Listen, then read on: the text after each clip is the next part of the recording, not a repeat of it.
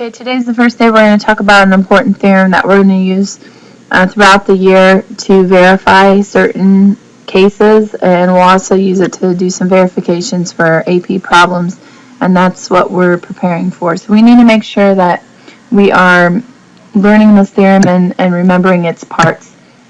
So there's three parts to the if, and so we need to remember all three of the if parts. In order for Rolles' theorem to apply, it has to be continuous on the closed interval.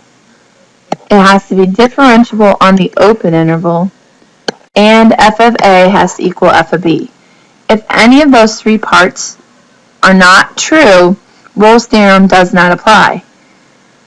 What Rolles' theorem says is if those three parts are true, then there exists at least one number c where the derivative equals 0. This is going to be much easier to see by looking at these pictures. So first let's test to make sure Rolles' theorem applies in each of these three pictures. The first thing we're supposed to look for is that it's continuous on the closed interval. Notice from A to B it is definitely continuous. I'm not picking up my pencil. I can draw a straight line from point A to point B. Picture 2, also continuous from A to B, and picture 3, continuous from A to B. So all those have the continuity met. The second thing is differentiable on the open interval. Remember, it's not differentiable if it's got corner, cusp, asymptotes, and at endpoints. But since we're talking about open interval, their endpoints are thrown out.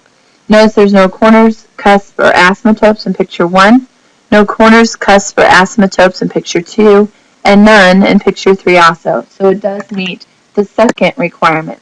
The third requirement is that the heights of A and B have to be equal.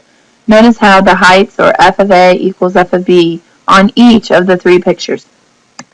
So the three requirements are met. That means then there exists at least one number c where f prime of c equals 0. So notice it said at least one. This one has just one value of where the derivative equals 0. However, in the second picture I have two cases, two c values where the derivative equals 0. And in picture 3, I have 5 cases where the derivative equals 0. So I have 5 c values. There's a couple of reminders I'll go along and talk about again, and that's polynomials and rational functions and trig functions are well-known differentiable functions on their domain. That's really key that we're saying on their domain. If it's not part of their domain, well, then we're not talking about that part being differentiable.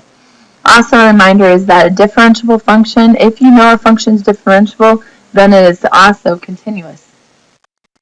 The first example I want to talk about is I want to explain why Rolles' theorem does not apply to this particular problem. So if you remember, if Rolles' theorem is going to apply, it has to meet these three conditions. It has to be continuous, differentiable, and f of A has to equal f of B.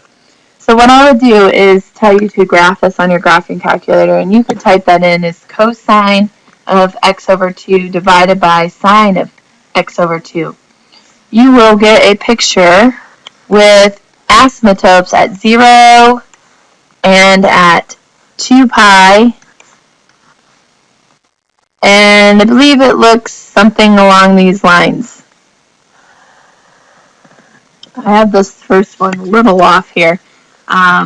But we get the idea, the general idea. We know that these are actually the same. My drawings are just really bad. But why does Rolles' theorem not apply? Well, I see that it's not differentiable on this interval I'm talking about. It's not differentiable and it's not continuous. So there's no way that Rolles' theorem can apply to this.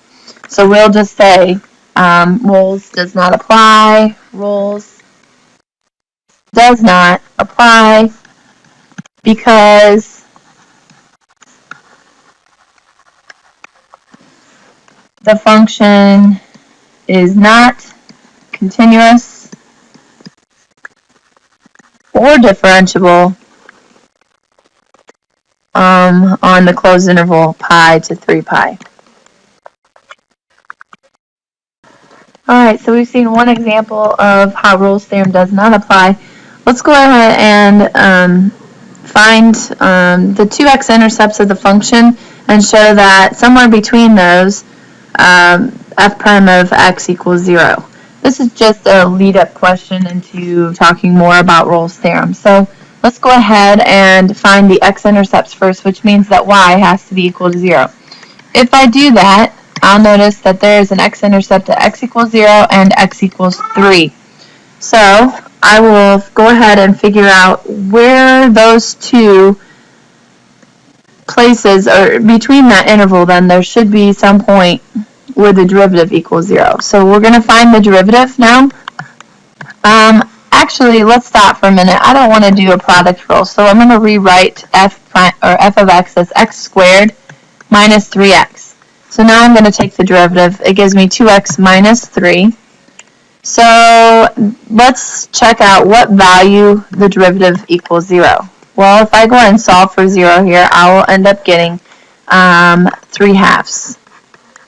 So I found the two x-intercepts, okay? That means that their heights were the same. It was some sort of function that crosses the x-axis at 0 and 3. But I've also shown that there's a derivative, or the derivative equals 0 at some point in between them. So that's all I was asked to do in this case, is just kind of note those things. The second one, determine whether Rolles theorem can be applied on the closed interval. And if it can be applied, we'll find all those open, or those values of c in the open interval such that the derivative equals 0. Well, I need to go back to my original statement. In order to know whether Rolles theorem applies, it has to be continuous on the closed interval, differentiable on the open interval, and f of a has to equal f of b. I need to show those three things. So what I want to start out by saying is that I'm going to make a statement and talk about continuity and differentiability. So f is continuous on the closed interval 1 to 4 and differentiable on the open interval 1 to 4, simply because f is a polynomial. And we don't really need to say anything else about it because we know polynomials are continuous and differentiable. The next thing we want to do is we want to show that f of a equals f of b. So that means that f of 1 has to equal f of 4. Well, f of 1 would be 1 squared, so this is right here, 1 squared minus 5 times 1 plus 4. That would end up giving me 1 minus 5 plus 4. That actually ends up just being negative 4 plus 4, which is 0. So then we check that against the f of 4. That would be 16 minus 5 times 4 plus 4. Well, that would be 16 minus 20 plus 4. That would be negative 4 plus 4, which does give me 0. So I have shown that f of a equals f of b. So now that I know Rolles theorem does apply, we're going to go ahead and find the derivative. And then we'll check out what value, what c value gives us the derivative being 0. So I'll get 2x minus 5, and then we plug in 0 because we want to know where the derivative equals 0, and we'll solve. Well, that gives me 5 halves. So the value at which the derivative equals 0, the c value, there's one case set, and that's at 5 halves. 16, this one just talks about determining whether or not Rolles theorem applies, so it's just like the last one. I know exactly what this graph looks like. I know that it goes and has a V upside down, and because of this minus, and it is up 3 and over 3 to the right. I've actually done this problem on another video before, so we already know what this graph looks like. And I can simply say that Rolles theorem does not apply. Why? Rolles theorem does not apply because it's not differentiable. Does not apply. Not differentiable at x equals 3. Next part of today in Rolles theorem is going to be just a few more examples. So we're going to look at, again, whether or not Rolles theorem can be applied. Again, if it can't be applied, we're finished with the problem. The only way we're going to continue is if it can be applied. So in order for it to be applied, remember it has to be continuous on the closed interval, differentiable on the open interval, and f of a has to equal f of b. Well, I'm looking at this right now, and I can already see that Rolles' theorem does not apply. Before I even say why, hopefully you guys can see why. It has something to do with the bottom here, and then what interval that falls in. So Rolles' theorem does not apply because it is not continuous at x equals 0. So it has to be continuous in order for Rolles' theorem to apply. Going on to the next one, I can immediately picture in my mind that cosine of x is going to be continuous. It is also going to be differentiable. So we're just going to go ahead and state that. So f is continuous on 0 to 2 pi, closed interval, and differentiable on the open interval 0 to 2 pi. The third thing that has to hold true is that f of a has to equal f of b. So f of 0 has to be the same as f of 2 pi. So we're going to check that. What is the cosine? What is the cosine of 0? Well, the cosine of 0 is 1. And then you're also asking yourself, what's the cosine of 2 pi? Well, that's also 1. So it does hold true. Rolles' theorem does apply. So we're going to go ahead and find that c value, or those c values at which the derivative equals 0. In order to do that, we need the first derivative. So the first derivative ends up just being negative sine of x. We want to know where this equals 0. So where is the negative sine of x equals 0? So we're basically just asking ourselves, where is sine x equal to 0? Well, on the unit circle, that would be at 0, and then at pi, and then at 2 pi. Now, the 0 and the 2 pi are already parts of our endpoint. They're already our endpoints. So the c value we're looking for is when x is pi. This is our c value. It's the only one. The other two are the endpoints. Last example, we first need to show that this is continuous and differentiable. The best way to do that is just use your graphing calculator, because we're not quite sure what this looks like.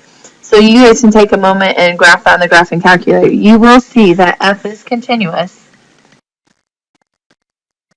on 0, 1, and differentiable on the open interval 0, 1. So now we just have to show that f of a equals f of b. So f of 0, does it equal f of 1? So when you plug in 0 up here, you'd have 0 minus 0 to the 1/3, which is 0.